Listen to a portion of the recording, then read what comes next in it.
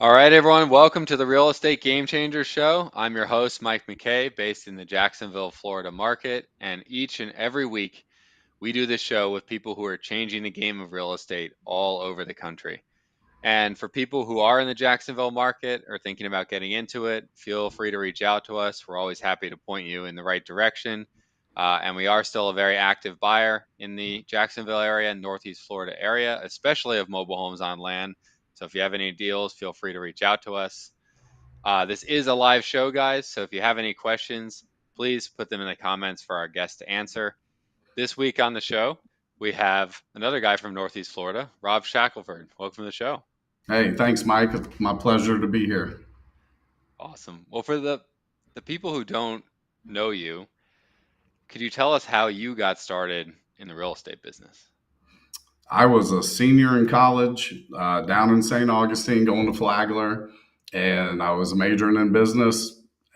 This was back, in the early 2000s. We still had newspapers. The classifieds were in the back of the newspaper. I just happened to open the newspaper one day and was looking at jobs in the professional management section of the classifieds. And there was an ad that ran for 1 week. And I believe I caught it on day 4 or 5. And it simply said investment consultant wanted, no experience necessary, will train, and gave a phone number. My first thought was it was related to stocks. I had some small investments at the time. I was like, great, they'll train me. Let's call and see what this is about. And it was a wholesale company that would be equivalent today to like Net Worth Realty that Hmm. was expanding out of Orlando into the Jacksonville market.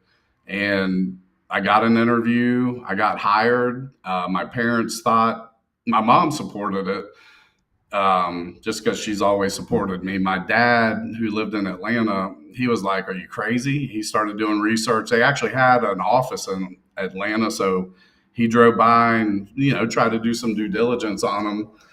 And he didn't think it was a good idea, especially leaving college. I was bored. I'm a smart guy. I was the type I didn't have to study and got straight A's. That type of guy. And so I packed my stuff and I moved to Jacksonville. And unbeknownst to me, I moved into the hood off of St. Augustine Road because I knew nothing about Jacksonville. And I started on November 2001. So actually, this past Sunday was my 22nd year as a full time real estate investor. That's all I've ever done. And I started off wholesaling houses and I loved it. Like on the weekends, I would sit in my apartment and analyze deals, and I would actually answer the phone and go show properties to investors. And the market wasn't, in late 2001, it was flat. I was telling you before the show started, we would put a contract on one of those big Victorian homes on Post or College for like 20 grand and try and assign it for 25, and we couldn't get rid of them sometimes. So it was flat, and you just loved what I did. It became a passion. I watched the market go from flat, started going up, started going up, started going up, and then '06, it basically was where we were a year and a half ago, and then bam, it just crashed. Yeah. And worked through that. But that's how I got into real estate. I answered an ad in the paper. Yeah. And that whole time leading up to the crash, were you wholesaling that whole time, or you had started building your rental portfolio before the Yeah. crash? So during that time, I worked for that company for I think 2 years, and then went out on my own. And I was wholesaling houses, in Jacksonville. Uh, Started borrowing hard money from Jacksonville's leading hard money lender at the time. And a few deals. I saw what he was doing. He was actually Jacksonville's largest buyer at the auction. Hmm. Back when we had to go to the courthouse lobby to bid on the foreclosures.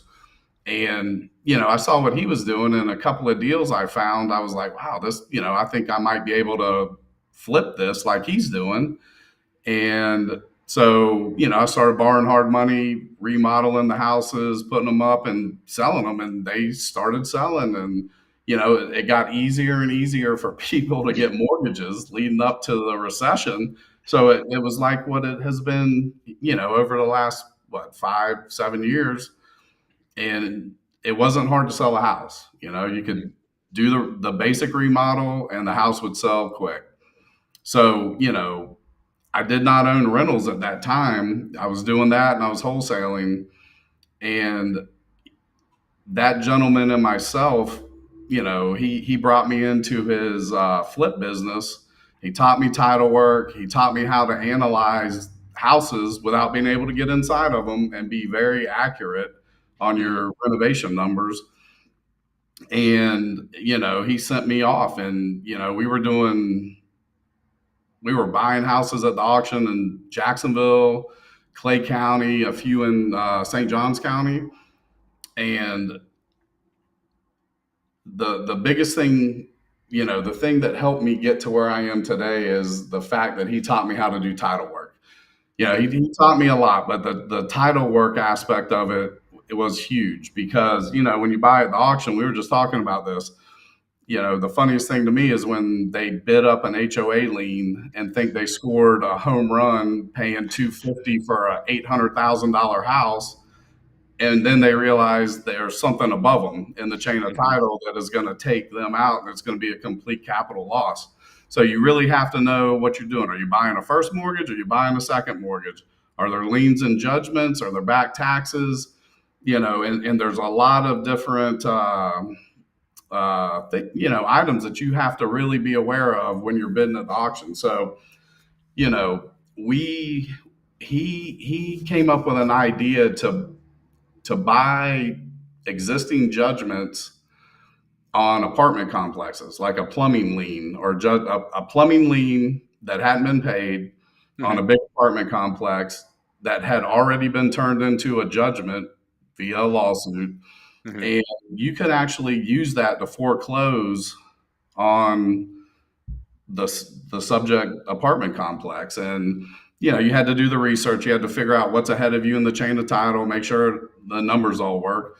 But we did that. We did that on to an apartment complex on the south side of Jacksonville. And my job was to go into the office, and it was probably like 60% occupied, and get the renovations going on the vacant units, figure out what's going on, with the leases and the tenants, and turn that property around to where we can fill it and sell it. So no And one, like no one outbid you at the auction then? Because you still have to bid, right? not If you, as the we don't have to bid, and yeah, nobody bid on it, so we took it back. ah, And then we went, and instead of, like, if you buy a house at the auction, you get the certificate of title, and then you get the writ, and you go kick either the tenant or the owner out. Well, we went and kicked the management company out. And then we battened down the hatches and got ready for the actual owner to put his legal team on us, which they did, and they got beat because everything was done properly and they were notified, they were served, and they didn't take care of it. So, my take on that, the money I made when we sold that was right about the time the market crashed. And there were mm. houses on the north side of Jacksonville for 5, 10 grand. And so I bought a couple of those and renovated them and started renting them. And that, I saw the potential, and I'm not talking there was one or two.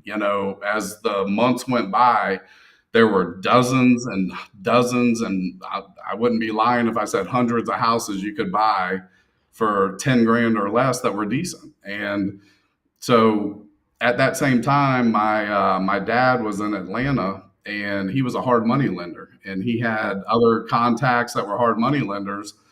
And with the market crash, they didn't want to loan money anymore, because they were nervous and they Mhm. didn't know what was going to happen. So he mentioned it to a couple of his friends, and they came down, and I took them on a tour, and they liked what they saw. So we formed some companies, and we started buying, as many rentals as we could using the formula we had created. And, that led to, the rental portfolio. And, so I found them, I did the title work, I bought them, managed the rehabs, filled them, and managed them after that.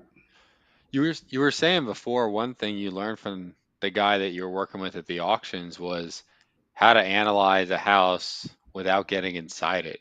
Yeah, You want to share with the audience like how you go about doing that to get like an accurate rehab number without even getting it in the door? sure. So you got to remember too, this was the before and during the run up before the crash, and then the run up that's come since then. So if you pulled up to a house and it had the electrical mast, then the power had been upgraded. A lot of homes back then had not had the power upgraded. They had 100 amp services. Some of them still had the round fuses that I've seen over the years. So if the windows have been upgraded, what's the roof look like? And based on those three items and a few more, you could kind of estimate that somebody had put some money into that property at some point. So if somebody had taken the time to upgrade the electric, replace the windows, put a roof on it in the last 5, 10 years, chances are the rest of the house had been remodeled as well. If you pull Mhm. up to a house that the shingles are flipping up on, it's got the old original crank out windows, or single pane that look like they're from the 70s, and it doesn't have the mast. You can probably figure that it's a entire, the bathrooms, the kitchen, you're going to have to do the electric, the roof, this and that, and the plumbing.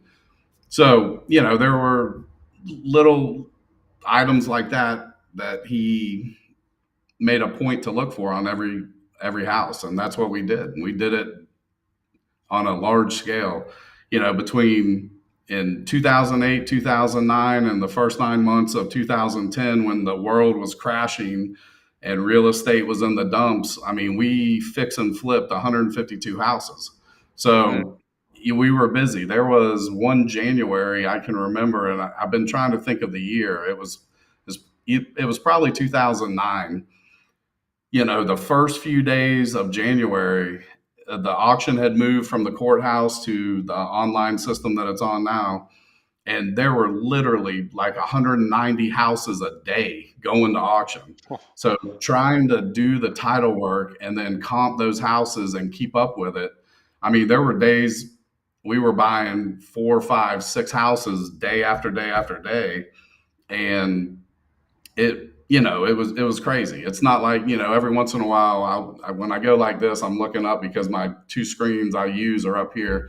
But I'll go to the foreclosure site, mhm. uh, real auction, and I'll look at it, and there'll be like 5 auctions, or I'll check St. Johns County, and there'll be 2 auctions, and both of them have canceled. It wasn't like that back in the day. There Mm. were 40, 50 houses going, day in, day out, if not more. So it was fun. It was fast paced. It was exciting, and I really enjoyed it. The last 22 years, I can't believe I'm almost 50. I'm 47, and I started when I was 25. The time has flown, and I can't imagine doing anything other than what I've done. I would do a lot of things different, knowing what I Sure. know today, but Yeah. it's been a blast. What was it like to sell those properties after you rehabbed in like 2008, 9, 10? I mean, the market was real slow. I mean, was it tough to sell them once you No, rehabbed? so the way we did it was, if the market was appreciating at the time, we would take the highest comp Hmm. that had sold and we'd jack it up 5 grand, and that would be our price. If the market was coming down, we'd take the lowest comp, or the lowest house that was active, and we'd undercut it by 5 or 10 grand, and that's how we ran our numbers. And then we would be the best property on the market in that area for the cheapest price. So if you were looking for a loan or a house and you could get a loan, you had no choice but to take our property because it was the best condition and it was the cheapest price. And you Yeah. could buy houses like that back then, and the numbers would work. Oh, like investors would buy them off you. You Not could like, investors, but retail buyers. I mean, we could buy oh, the houses at a price point that we could fully remodel them and undercut Mm, the lowest active, and we would still make money. right. And then with buying like that many houses like a week, right, or even a day sometimes, I mean like what kind of infrastructure did you have to put in place to handle like all those renovations? So when we were retailing houses, we had two full-time crews, and every once in a while there'd be a third crew, but there were two main crews, and they just went from house to house to house. And we had the tradesmen, the roof companies, the electrician, the plumbers, if we needed plumbers, Hmm. things like that. But we buy all our parts at either Home Depot or Lowe's. Back then it was unless you were in Queens Harbor or like the Woods, you weren't putting granite in. It was all Formica countertops. We had a guy that would come in if it was a custom kitchen. He would take the countertops, take them somewhere, and bring them back, and they would be relaminated and Mm. beautiful. So I mean, it was a little bit different back then. When I started, man, I was pissed. I had to go to Home Depot. I didn't have any money. I had to buy like $175 map book that was that thick to learn how to get around Jacksonville because the iPhone didn't come out till 2007. So I had a map book, and it was great if you knew how to get to the place where the house was because you've got 2 pages and it's the area. But if you didn't know how to get to those 2 pages, you had to go to like C27.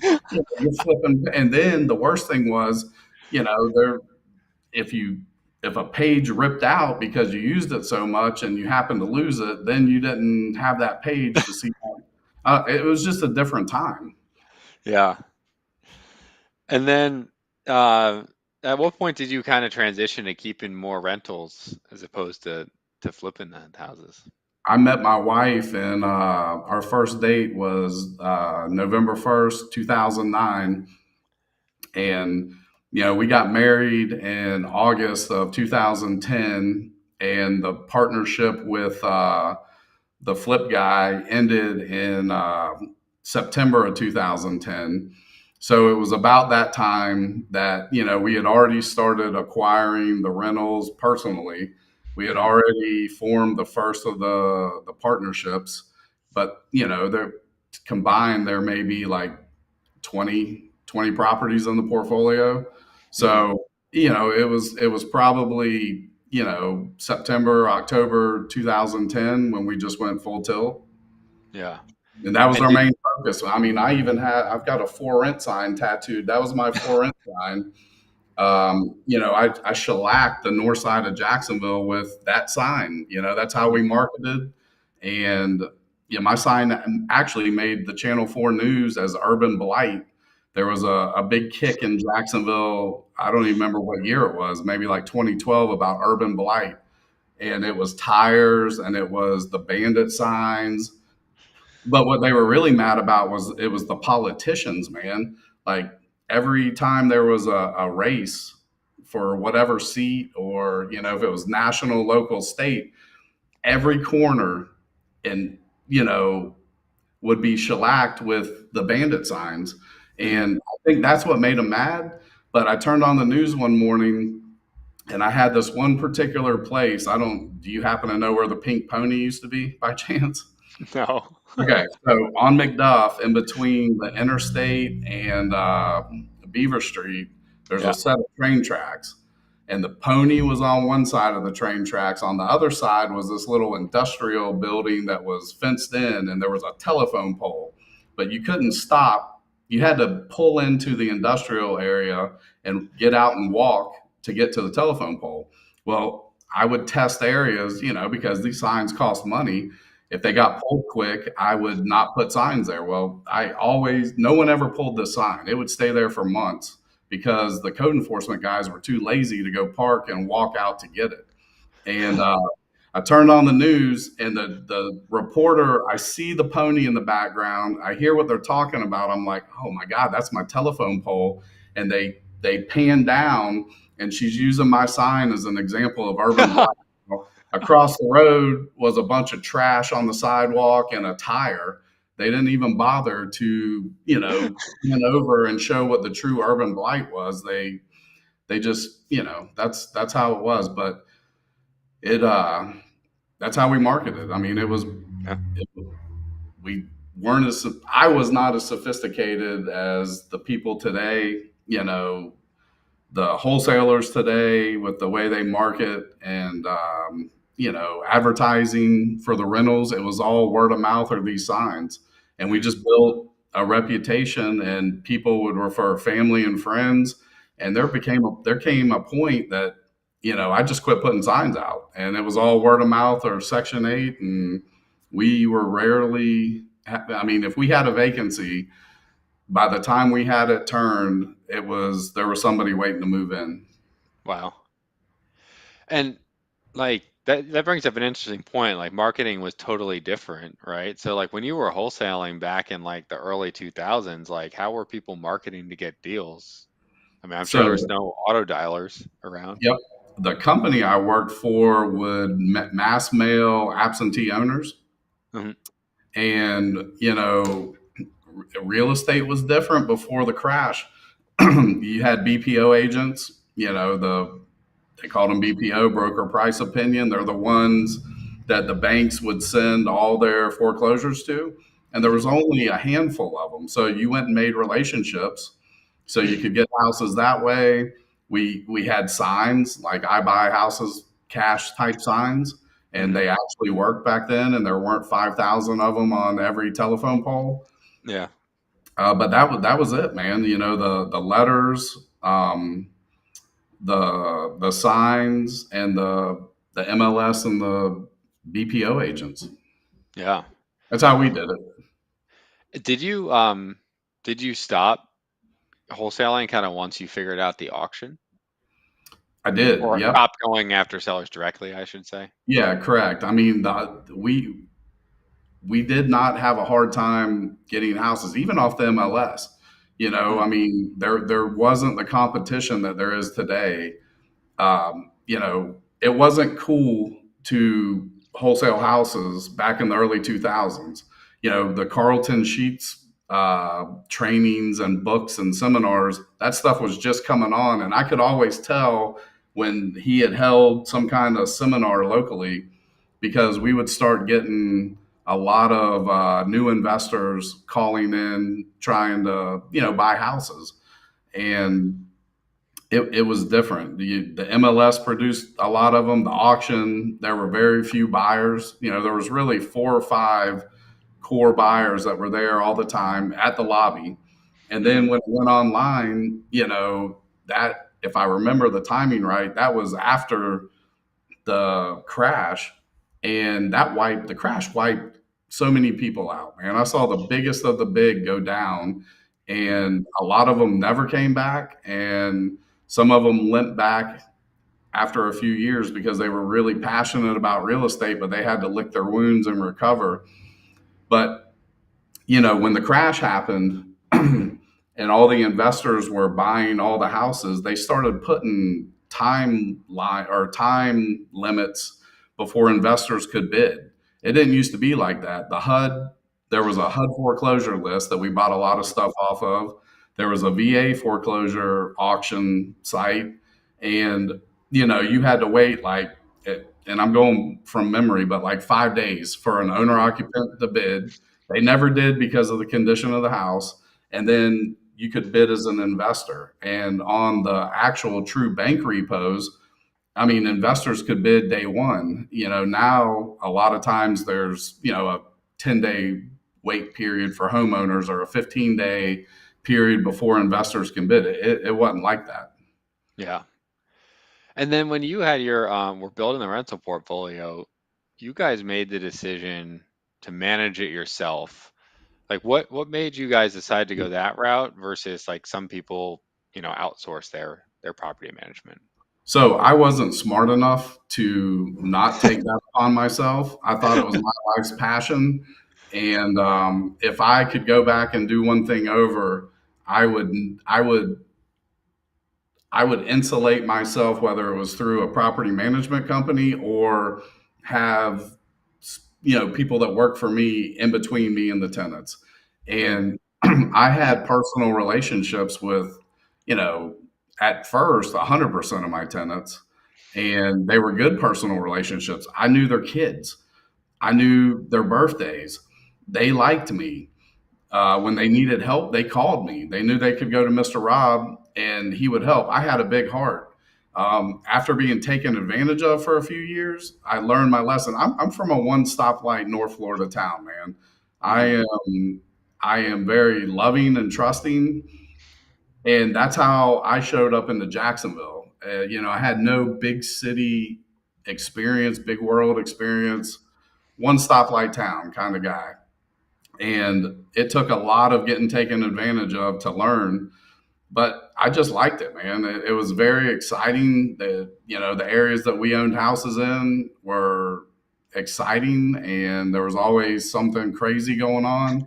And I liked that up until the point that we had triplets, man. When I was 43 years old, 42, I was almost 43.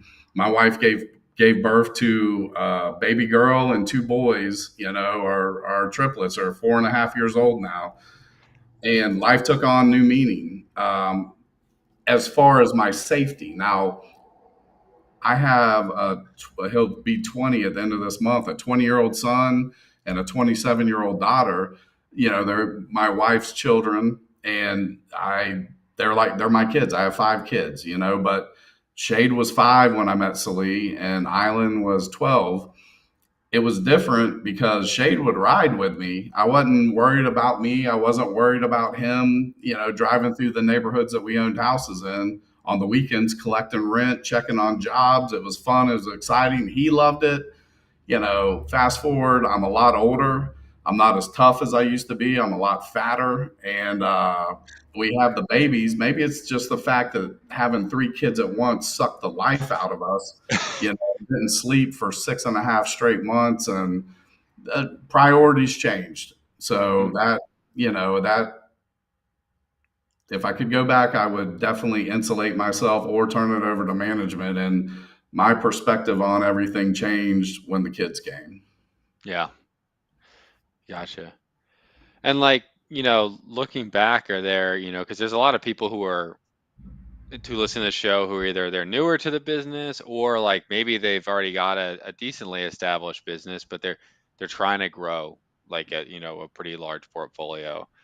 Like, are there any other lessons that you learned along the way that you're like could share with them that maybe you would have done a little bit differently on building that So portfolio?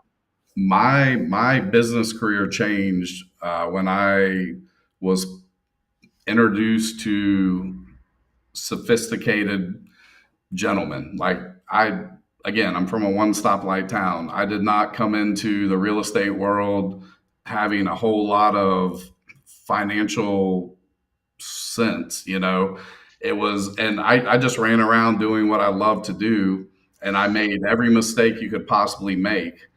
Find a good mentor, and I don't necessarily think you have to pay 15 or 20 grand. You can, to sign up for a mentorship program. There's really good ones out there. And if that's your cup of tea, then by all means do that. But I was blessed to meet savvy businessmen who respected me for who I am and how I think and how I work, but then trained me in the way that they think and they work. And that took me to the next level. So, Hmm. mentorship, bounce things off of people, be capitalized. If you don't have liquid cash, you're going to run into a whole lot of issues that you're not expecting. I see a lot of performance for rentals, especially in the areas that I used to own houses in, that don't take into account the true maintenance cost or the true turnover cost. People, they're not savvy enough sometimes to understand that, okay, I'm getting a mortgage on this and this is my payment today, but this has been owned by the same little old lady for 30 years and the taxable value is nothing. But guess what? Next year it's going to reset. And that mortgage payment that's making $200 a month positive cash flow if you collect the rent and you don't have repairs and maintenance is now going to make $70 a month in positive cash flow if you don't have repairs and maintenance, and if they pay the rent. I've seen a lot of people get in trouble that way over the years. And, property management, if it's not your thing, it is probably wise to turn it over to a professional company or a smaller company that specializes with investors, because you can make some decisions that affect your income coming in and not realize at the time that you're making the wrong decision. Yep. So if you don't know what you're doing, turn it over to somebody until you do, and it'll also relieve a lot of headaches depending on what areas you own houses in. If you're into Airbnb and you're good at all the marketing online, by all means do it. If that's your thing. If you're in the lower income areas and you're a timid person and you think you're going to go collect rent and deal with angry tenants, it's not. I don't advise it. And one thing I've seen a lot of too, man, and this is people think I'm crazy when I say this, but in the world there's sheep, there's wolves, and I look at myself as a sheepdog. I'm in the middle. I'm keeping that wolf off of the sheep as much as I can, because I have seen so many new investors get devoured and be what I call one and done. And if you're a new investor and you lose big on the first time, guess what? Your dreams are crushed and you're not coming back, more than likely. So I try and in the lending business, we offer our time to quote mentor people for free. I don't care if you use my money. Send me your deal. Let me look at it. I'll tell you what I see. If you don't agree with me, you tell me why you don't agree with me, and I'll tell you why I see it the way I do. And you can take my advice. I've got a lot of experience, and you'll probably be better off, or you can move forward the way you were going to, and you more than likely you're going to have problems. And I just don't like to see people lose money, especially if they're new. If you're in this game long enough, you're going to lose money. I mean, every deal is not a winner. The shows on TV crack me up that they make it. Every one of them is a disaster when you walk into it, and oh my gosh, what are we going to do?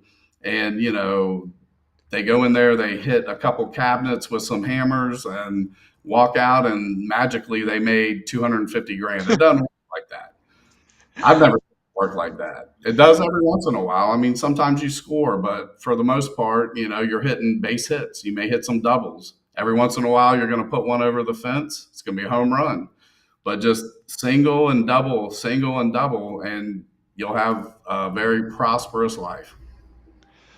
What is your advice to people who are, let's I guess talk about fix and flip, because that's probably, a good amount of the people you lend to, right? What's your advice to people who are fixing and flipping in this current market based on your experience? Don't have liquid cash is number one. Have liquid cash. Don't spend all your reserves, and don't if you're the biggest, and it's not even an argument. When I say argument, the biggest discussion I have with people when they call is Mhm. I ask everybody, what do give me your purchase price, give me your renovations, and give me your after repaired value. And I put that in my spreadsheet so I can see what they think it's worth. And then I do my analysis, and a lot of times our numbers align. There's a lot of times our numbers don't align, and Mhm. I'll talk to them about it. I'll say, this is what I see. And they're like, well, no, it's worth 400,000. I'm like, well, send me your comps. And they'll send me their comps, and they have legitimately picked like the top 3 houses in the full mile diameter. And I'm like, all right, look, man, this is how I do it. I go out a half a mile. That's it. Yeah. I've got a platform I use. I go out a half a mile, and I don't go past 6 months. All right. And in that half a mile, I've got 8 comparable sales in the last 6 months that are within 20% of the square footage plus or minus of the subject house. I said, how are you going to get the appraiser to look past that and see the house that's 0.97 miles away that you're staking your claim on. I was like, buddy, it doesn't work that way. I Yeah. mean, and the other thing is appraisals are subjective. You can send 5 appraisers to the same house, you're going to get 5 different values.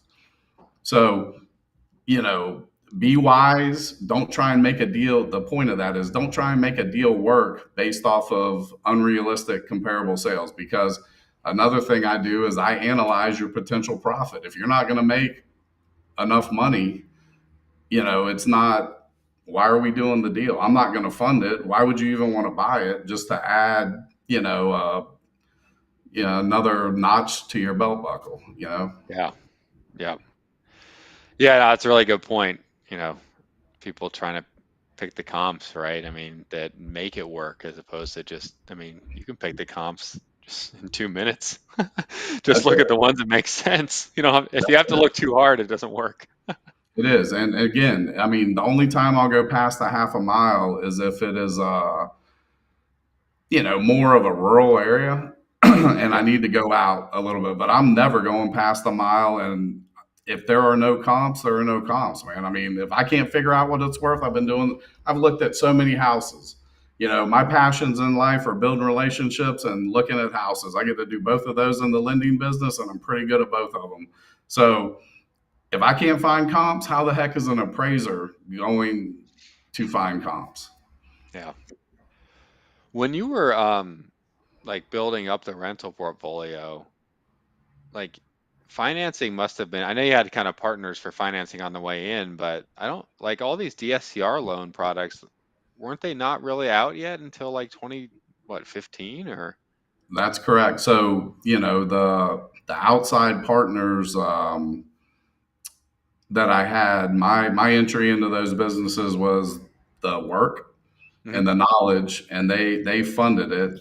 And then, my mentor, who was one of my dad's friends that came down and saw the opportunity after the market had crashed. I was actually, do you know who Peggy Watrone is? All No. right. Well, she used to be she used to own Century 21 Lighthouse Realty, and I rented an office in Peggy's building off Bay Meadows, and I can remember it. I was sitting at my desk in that building, and I've been thinking, what do you want, man? I mean, you've got to start thinking about the future long term. You just got married. I've got a wife and 2 kids now, and you've got to get serious about the future. So I was like, I want to have 50 free and clear rentals by the time I'm 50. I was 35 at the time. And I made a phone call to my mentor and I was like, look, this is what I want. I want to own 50 free and clear rentals by the time I'm 50. He's like, well, let me think about that. And, there may be some people that could get loans during this time. I wasn't one of those people. I could not go put debt on the rental properties, especially in the areas they were in. The banks were still in the process of losing big time in those neighborhoods. I mean, the foreclosures were just off the chart, so they weren't very willing to go back in there.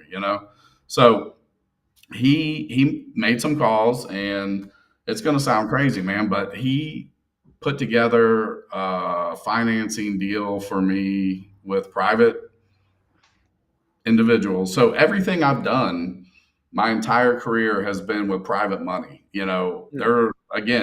There are a lot of people who were much wiser than me and had better contacts early on that could, had friends in the banking industry that could get lines of credit for them and this and that. That wasn't me. Everything I did was with private money, either hard money or private investor money. And he put together deals where I was paying 15% interest for a 15-year fully amortized loan. So that sounds like, holy crap, how can you do Yeah. that? That's impossible. Well, you got to remember the houses that we were buying for 10 grand. We were putting 20 something in them. So I was in them for 30 grand, and it worked. The Yeah. cash flow was positive. It was great. And then, I don't know how much you've been up on the north side, but there's a lot of 2-story concrete block duplexes. Hmm. I got on a kick to buy those, and we bought a ton of them. And those really worked because I was able to buy those for like 30, 40 grand, and I would be in them completely for like 65, 70 grand. And, the, the mortgages that I was getting cash flowed well. So that's how I put debt on it. Huh. That's really interesting. Yeah, I guess it makes sense when you're buying a house and you're all in it for, 35 grand. You can pay 15%. And what were you renting them for, like 800 bucks, 900 at the time, or was that The kind of? look, the houses were, we would get probably 550, 600 bucks for a 2-1, 700 to 750 for a 3-1. Four bedrooms would be like 850. Um, and of course, those numbers rose a little bit over the years, but I was always the guy that kept the prices lower because I wanted to keep them full. And I would also give people.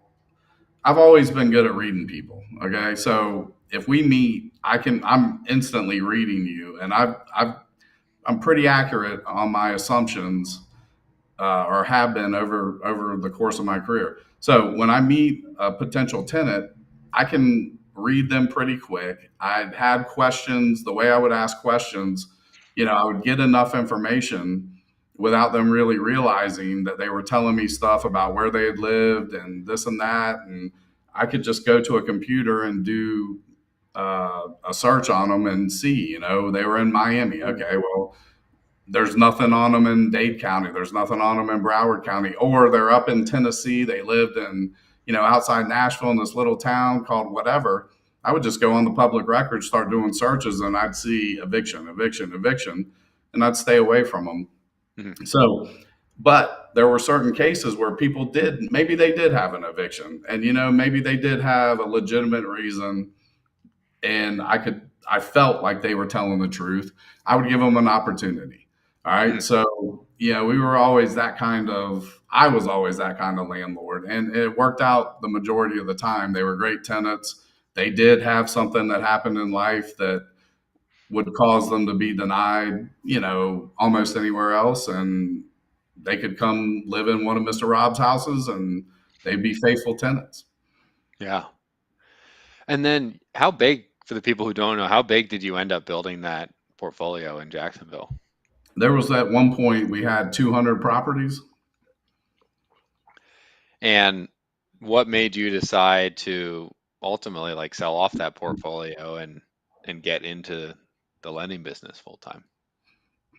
So, personally, for me, things in the neighborhoods I owned houses in, they over the years they were fine. They were okay. You knew what to expect.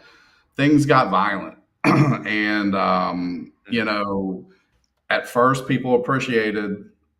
Not that I have to be appreciated, but people appreciated what they got, and they appreciated the help I would give them, and there was respect, mutual respect. I respected them, they respected me. Mhm. Something changed. I don't know, 2017, 2018, things just kind of started going downhill a little bit more. And then comes COVID. And for me, I'm not going to get political on this, but the government stole my property rights.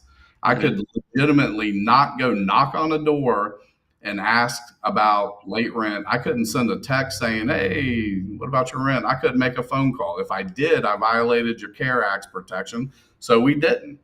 And we just had to sit there and take it over and over again. Fortunate, for us, we were very fortunate. We didn't suffer a ton of delinquency during COVID, and Hmm. it took the government. I don't even remember the time period now, but it took them forever to get the landlord assistance programs up and going. And it's pretty funny, man. We sold the last two houses in late December 2021, and I think it was earlier this year. I got an email from one of those programs that I had filed in 2020, request for assistance for a tenant, and it was, oh yeah, we just need to let you know that this tenant does not meet the standard for the government assistance. And it took them like 2 years to send that email to get to that folder. Either they lost it.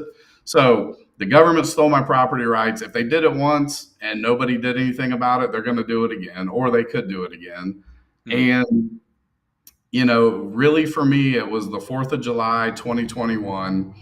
My longtime maintenance man, nobody likes to answer the phone on holidays or the weekends. All right. I had go-to people. I had a roof leak at a house off of McDuff. I lived out in High Springs. I had triplets. It was a Friday. I think it was a Friday afternoon or something like that. It was storming. I mean, there was a hellacious storm. It was the 4th of July. And I had a roof leak. I couldn't get anyone to answer the call. And the tenant called me back and said that some of the sheetrock had caved in. I was like, okay, I'm on my way. Hang tight. So I drive to Jacksonville. I hit Home Depot on Lane Avenue. I buy a tarp and some nails, and I'm up on a roof in the rain on the 4th of July, getting soaked, slipping off, because I'm standing on the tarp and sliding. Firecrackers are going off, gunshots are going off. I'm like, man, what the? I'm the boss. I was like, this just isn't working. And it was just time. It was time. It was time to test the waters. We had tried a few times to sell the portfolio as a whole, Mm-hmm. and there were a lot of interested parties nationwide that would come in, and they loved the numbers. They would get to Jacksonville and look at the house. It wasn't even the houses; it was the areas, Mm. and they'd be like, "Nah, we're not interested." So we decided to just test the waters. On September 5th, 2021, we listed 40, and by like 3 or 4 days later, all 40 of those were under contract. And I was like, oh my God. So we released more. I didn't want to release them all and crash the market, So we just kept releasing them slowly and slowly. And, they were listed on September 5th, and the last two closed on December 21st. Of And that all was the, 143 of them. jeez. Wow. It was a busy 3 months. And those were all sold like just, I guess they were tenant occupied, so other investors kind of bought them for the most part, or? That's correct. Yep. They were all sold to investors. They were all tenant occupied. And, I handled all the inspections, and, it was a very busy, and continued to run the company until the last two were gone. But, Sure. there was a couple of groups that bought, the largest one, the largest company that bought a chunk was probably 27 to 30 properties over the course of that time. They weren't all at one time. There was another group that probably bought like 15, but most of them were, single investors, or, I'll take three of the houses. Yeah. And then once you sold that off, did you already know you wanted to jump in the lending business, or did you kind of take some time to figure out what was next? So as I was selling the properties, and that was my only source of income. So now, I face, how am I going to pay the bills? I can burn the principal that from the profit I made, or I can start putting it to work. And I would, before the crash, there was a couple of hard money lenders in Jacksonville, and there were two really big ones. And the leading provider of hard money at that time, I was the largest borrower they had ever had. And so I've been intimately exposed to the hard money lending business beforehand, before the crash.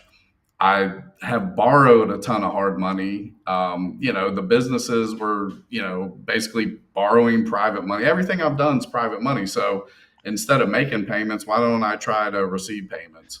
Hmm. And I started lending to a local builder and a couple of investors, and that's what it was fun. I enjoyed it. I still got to make relationships. I still got to look at houses. It wasn't on the scale that I wanted, and I planned to just coast through life like that, but I got bored. And about 18 months into it, yeah, I was like, I would like to lend on a larger level. And I didn't know anybody, because the people, most of the people that were around back before the crash got wiped out and didn't come back. And then I started buying the rentals. And again, I have a for rent sign tattooed on me. That was my life. I just went into the north side of Jacksonville. That's where I was never out off of Kernan anymore. I was never at the beach. I was never on the west side. I was in those neighborhoods, managing my houses and collecting rent and doing everything like that. And I just lost touch with everybody. So now I'm faced with wanting to grow into a larger to grow a larger hard money operation, and I don't know anybody. I got off Facebook in 2015 because I got tired of looking at the people I grew up with, breakfast and kids and things like that. It was dumb. So now I've got to go back on Facebook, and that's what I did, man. I went back on Facebook and I just went to the pages of the people I was lending to and started looking at all their friends and sending friend requests and meeting people that way and going to real estate meetings. And people were like, "Who the hell are you?" And I'm like, "Well, who the hell are you?" And we'd meet and talk, and it my knowledge gave me credibility. Like, you may not know who I am, but once we start talking about real estate and the things I've done, I earned my spot at the table.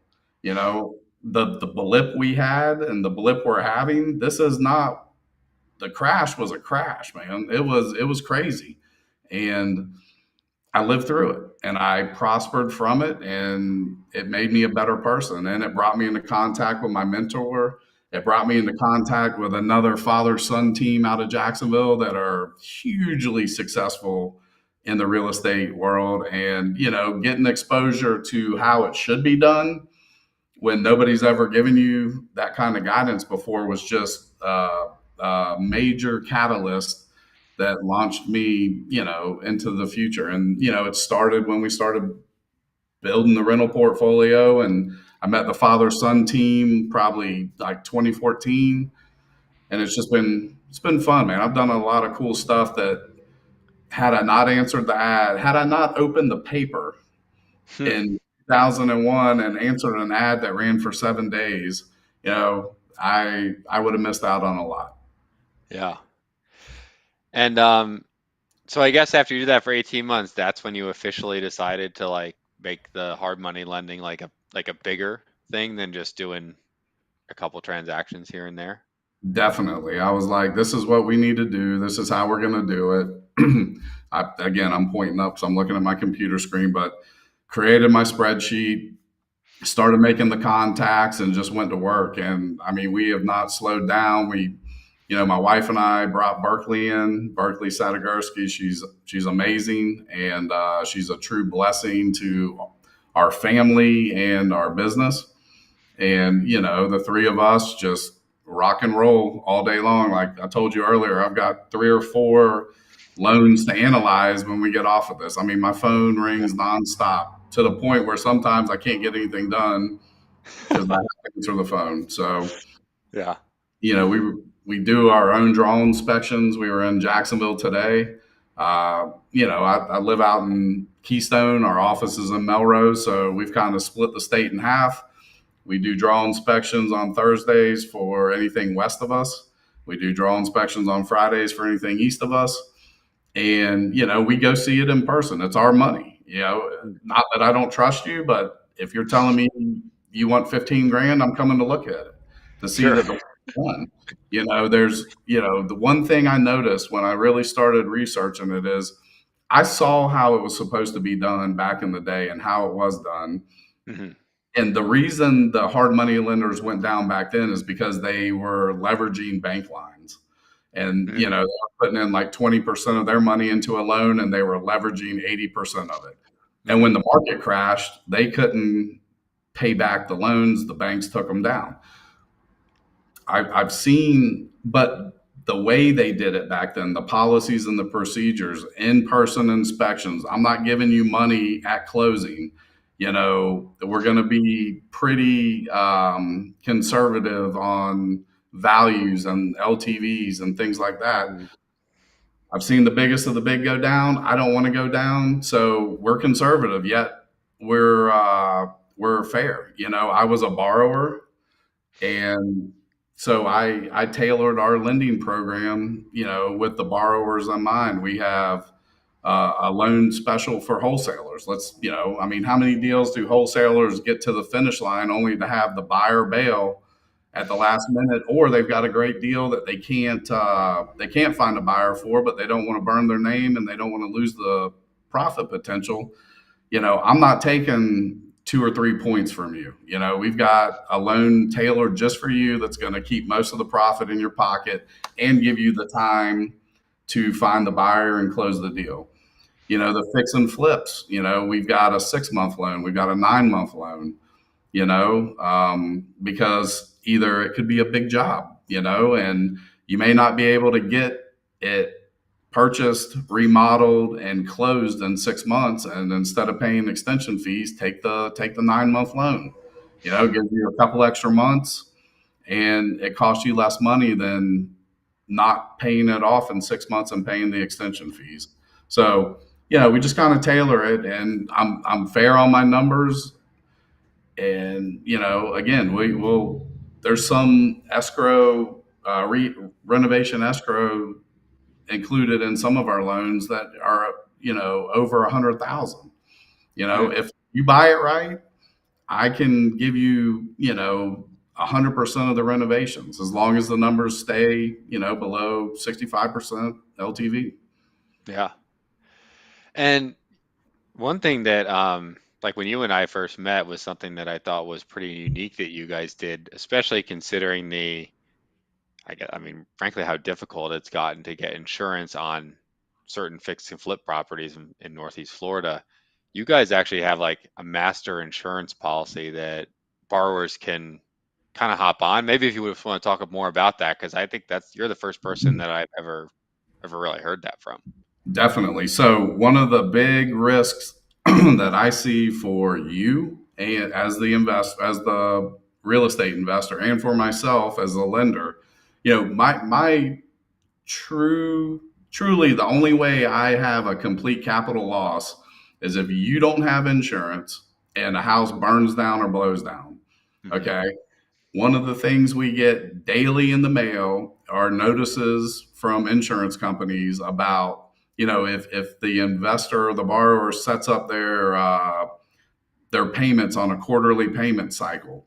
I'm getting notices before your quarterly payments even due that your insurance is canceled, like on this date, which is after your payments due. So they're going ahead and preemptively striking, and just in case you don't make the payment. Yeah. So, there would be a chance that a borrower would drop his insurance, and it would take 2, 3, 4 weeks for me to get notified.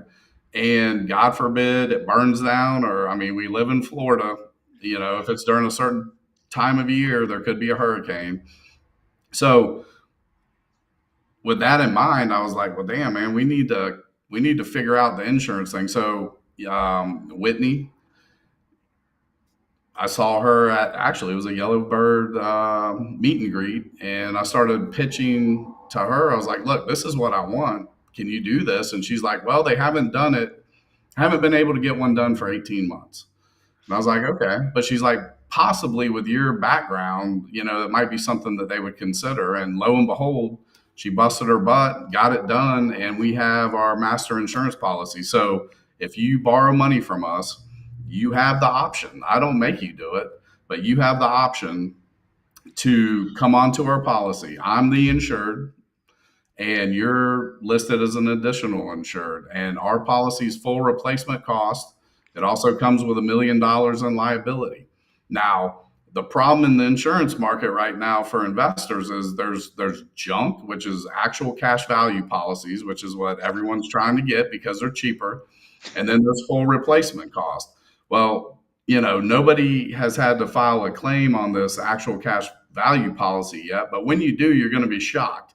You may have $200,000 in property coverage, but they're going to depreciate every feature on that house, and your payoff may be, I mean, let's just pick a number, 120. Well, if you owe me 200 and you got 120, we have a problem, right? Yeah. Okay. So, and it's not just that if the borrower drops the insurance, it's what's about to happen in the Florida insurance market. Ian's damage hasn't even been factored into the rates yet. So at some point, 6 months, 12 months, that's going to be factored into the rates. Rates are crazy as we stand. Insurance companies are pulling out left and right. Would they rather insure primary residence, or would they rather insure a flipper's vacant house? At some point, you're going to have problems, or it's not going to be cost effective for you to get insurance. Well, guess what? You can come on our policy if you're borrowing money from us, and we will fully insure it for, at minimum, the amount of our loan. And normally I try and talk them into more because they need to cover any out of pocket expenses so that they get reimbursed if God forbid something happens. So right now it's a slightly more expensive on houses than those actual cash value policies. Mobile homes, we smoke anything you can get in the mobile home market. So, but there's a day coming, and it's going to come soon. I'd say 6 to 12 months, where our policy will be uh, comparative to the actual cash value, and you're getting full replacement cost. And you don't have to worry about it getting canceled. I cancel it. When you pay me off, I cancel it. We pull a full year's premium on the HUD. If you own the house and for 4 months and 2 days and you pay me off, I cancel it that day. And as soon as, I get the next monthly bill to make sure I'm, giving you back exactly the right amount of money, you get the money sent back to you ACH. So it comes out on the HUD, and your money out of pocket looks more higher than what it actually is because you're getting some of it back. It's a 12-month policy. Yeah. I think, yeah, you make a good point. Like, I think it's a great thing. I mean, we did, a loan recently as a mobile home, and I've had so much trouble getting any decent policy for a mobile home. I can't even get a policy on my own for that's got over 100 grand in coverage, and some of these, as you know, are 250, 270. Yeah. 100 grand ain't gonna cut it if, place burns down, right? And I'm into it for 200. And you're So, not going to be able to get a loan, because if you're right. wanting $150,000 loan from me and you can only get $100,000 in coverage, that's not going to work. Yep. Yeah.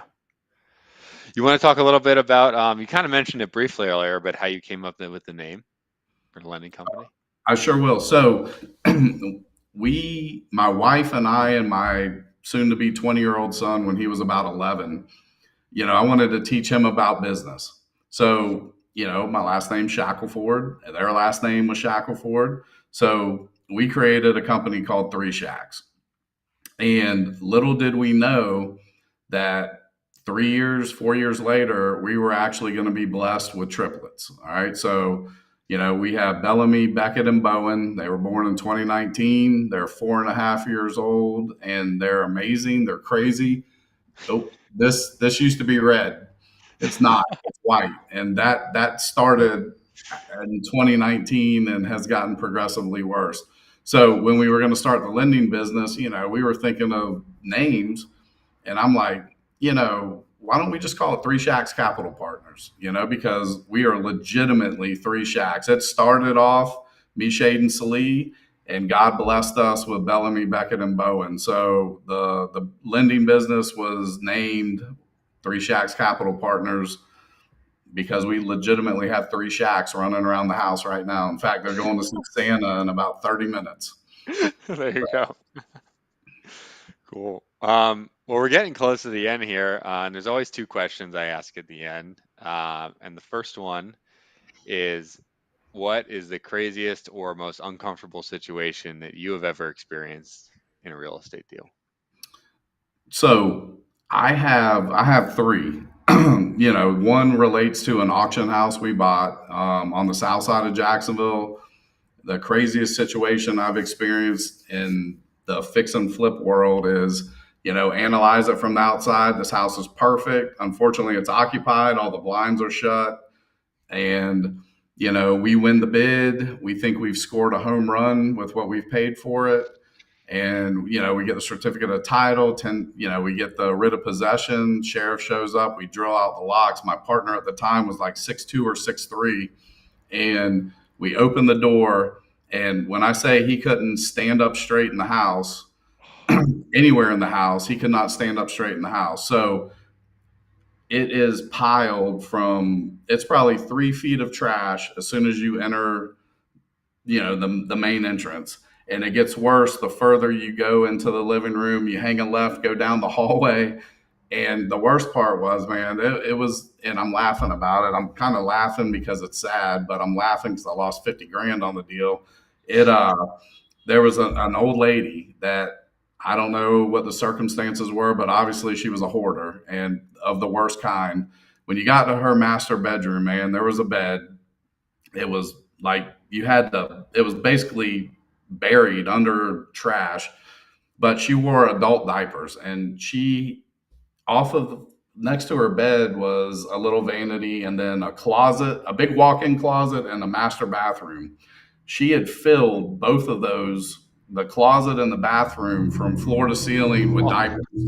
When it got filled up on that side of the bed, she did get some energy because she had to stand up to start tossing them across the hall into the hall bath across from her bedroom door, and that was filled from floor to ceiling.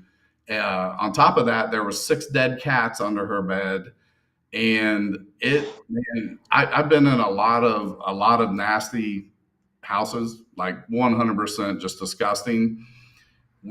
Every inch of sheetrock came out of this house. We had to have it treated, 10 times with special enzymes and stuff to kill the bacteria. And you know what? We put it back together and we sold it. And we lost 50 grand. And that can happen to anybody. Don't think that it's all rainbows and butterflies, because it's not. If you do it long enough, you run into that. I've got 1,000 stories from the rental days. I've got 2 that stand out. One, the Section 8 started offering homeless vets, disabled homeless vets, Section 8 vouchers. And I thought it would be great to fill up the apartment type buildings that we had. And I had a duplex, which was a 3-2 house with a garage apartment off of McDuff. And I let this guy Julius move in. Julius checked out, but Julius was definitely, he had some issues. And I got a call one day that Julius had, he's like, man, I need a refrigerator and a stove. And I'm like, all right, well, what happened? They quit working? He's like, no, I sold them. And I'm like, you sold my appliances? And he's like, yeah, I sold your appliances. So I drove over to see him. And as we're talking, I'm in my truck, window down. Julius is at my window. He's like, man, I let Black move in. And I'm like, Black? He's like, and I knew who Black was. Black was the kingpin drug dealer of that area. Okay. So that's a big problem for me. Now I've got Julius selling my stuff. I've got the kingpin drug dealer living in my place. And on top of that, Julius is like, well, it's Black and his girlfriend. And I'm like, man, who's his girlfriend? And as I said that, now I'd been in this area for 15 years, and there was one prostitute that had been around for about 7 of those 15 years. And as I asked him, who's his girlfriend, I looked ahead of me, and here she came about 5 blocks down the road, turning, walking towards us. And I'm like, oh, dear God, please don't. And as I saw her, I saw Julius look and see her. And he's like, well, there she is right there. And I'm like, oh, God. So now I've got my stuff being stolen. I've got the drug dealer. I've got a hooker living in there. And the next call I get from Julius is that he's let people move in and they won't move out. I'm like, all right, this is it. So I get his caseworkers involved. And, we go over there and open the door. and there's a dude sleeping on the couch, and he pops up. So, you know, immediately I draw a gun on him. And as I'm looking, keeping an eye on him, I see a door kind of shut real soft. And I go back to that door because another guy that was with me took care of the guy on the couch. And I'm like, just come out, because I don't know what you're doing in there. And nobody came out. So I kicked the door. So it swung open. And as I did, I saw this dude jump in the closet. Well, all over the floor were knives. And I'm like, look, man, you're going to come out now because I don't know what you're doing in there. And I legitimately, it's the closest I've ever come to having to, use violence on somebody because I felt threatened. And he finally popped out. And when the cops showed up, they went in that closet, and there was a 9mm fully loaded and one in the chambers that he had sat down. So when he hopped out off the floor, he had hopped in the closet with a gun that was fully loaded. So Julius stands out, and I do I have time for one more? Yeah, you got time. Yeah. Okay. Yeah. So I did not. I used, like I said, I had personal relationships with everyone. I used to like to go get the rent because if I didn't go get the rent, there was a good chance that they were going to spend it, especially on a Friday. They've got the weekend coming. So I would go pick up rent on Friday afternoons. And I had a house in Paxson, and I was letting this, I had a tenant that had lived at another one of my properties with her husband. They got divorced, so she moved into this property. Well, unbeknownst to me, ex-boyfriend or baby daddy, something, had gotten out of prison and moved in with her or come back into town, and he was trouble. So she had called me and said, hey, Mr. Rob, come at 6 o'clock on Friday. So I made my route to where I would time it with the other pickups to hit Paxson, grab her rent, and go home and see Slee and the kids. And about 5:45, 5:50, I'm almost there. I get a text. Oh, hey, something's come up. Can you just come first thing in the morning? And I was like, okay, no worries. I'm a little bit pissed because I, spent some time waiting to get there at 6.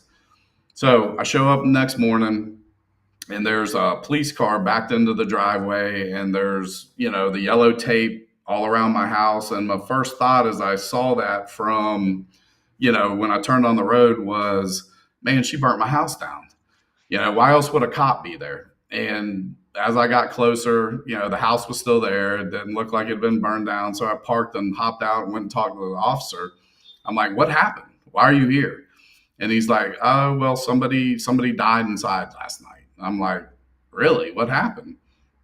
He's like, I don't know exactly, but the story ended up being that I guess the boyfriend, baby daddy, whatever, and had come out of prison.